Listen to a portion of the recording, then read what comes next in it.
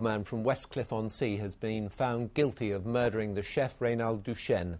Mr Duchene was stabbed to death while walking home from a concert in Southend. The jury took 2 hours to reach their verdict. The Duchene family comforting each other after this afternoon's verdict. Southend Duchene, a chef originally from France, died from a single stab wound to the heart. As family members wept, his mother told reporters Southend would always be in their hearts. What would she say to young men who attempted to carry knives? Jetez-les. Jetez-les. Throw them away. Throw them away. Wills denied murder, telling the jury Mr Duchene ran into the lock knife he was carrying. But after a trial lasting 2 weeks, the jury took less than 2 hours to find him guilty. His Honour, Judge Grattic, said it had been a violent, vicious and horrible crime. The stabbing happened after this concert by the Royal Philharmonic at Priory Park in Southend. Mr Duchene got into a scuffle with Wills after Wills approached his fiancée. She was Paula Hadlesly, the woman with the blonde hair. She was in court every single day. Today's verdict brings some comfort. I would like to thank the jury for reaching what in our view was the only sensible verdict. No sentence will ever bring Ray back. At least the wider public are now safe from Carl Wills for many years to come. From the first day, my brother, and still missing my brother, and it's going to be tough, I think, for the rest of our life. The case has once again highlighted a dangerous problem. More young people now carry knives. Wills will be sentenced next week. The judge has told him to expect a lengthy prison term.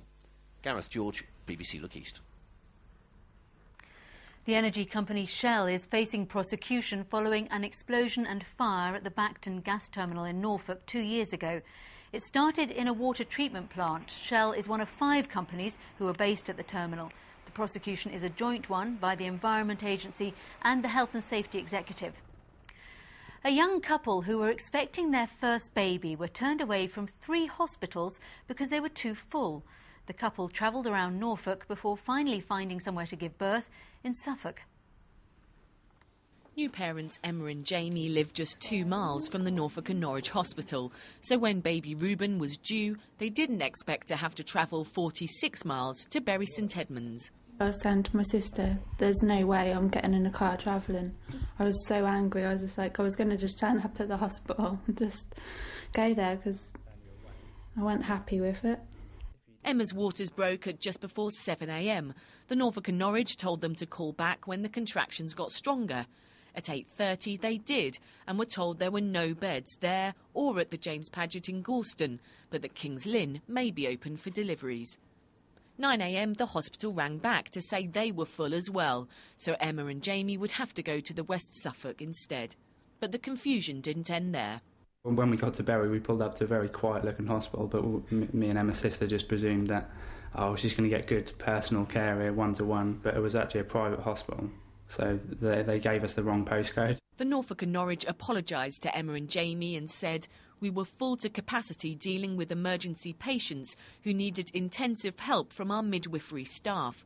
In this situation, we had to ensure the safe care of patients on the unit and we closed for 4 hours.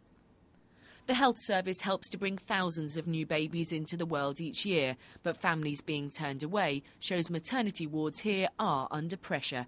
Louise Holmes, BBC Look East.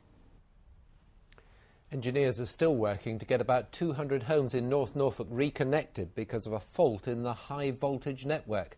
More than 1,000 homes in North Walsham were affected and another 400 in Tunstead. Millfield Primary School was forced to close. The Norwich Puppet Theatre is celebrating its 30th birthday today and it's more than £7,000 better off. The money was raised at an auction of 61 puppets last night. They were designed by celebrities, from designers to movie stars and from footballers to TV chefs. One designed by the film director Terry Gilliam sold for £460. Others were donated by Stephen Fry and Gokwan. In football tonight, Ipswich will hope to make it into the semi-finals of the Carling Cup. They play West Brom at Portman Road and it's their first game since losing 4-1 to Norwich on Sunday. 8 defeats in 12, 4 defeats on the trot. And when you get thumped by your arch rivals, it compounds the misery. As Ipswich's travelling Blue Army was sent packing back to Portman Road on Sunday, many were thinking one thing. It doesn't look bright for Roy Keane, not at all, definitely not at all. It should have gone a long time ago, unfortunately. However, we haven't got another manager to step in and take his place. But far from quitting, Roy Keane is trying something else. Surviving. Just about. I think part of the job and part of life, an old Irish friend told me not long ago, some days are about survival, you just got to hang in there.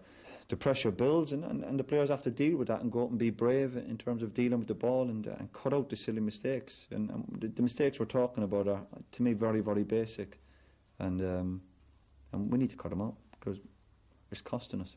Keane hasn't spoken with Ipswich owner Marcus Evans about his future, so no dreaded public backing for now. Instead, he has to contemplate the more pressing concern of being without 8 of his squad tonight, either injured, suspended or cup-tied.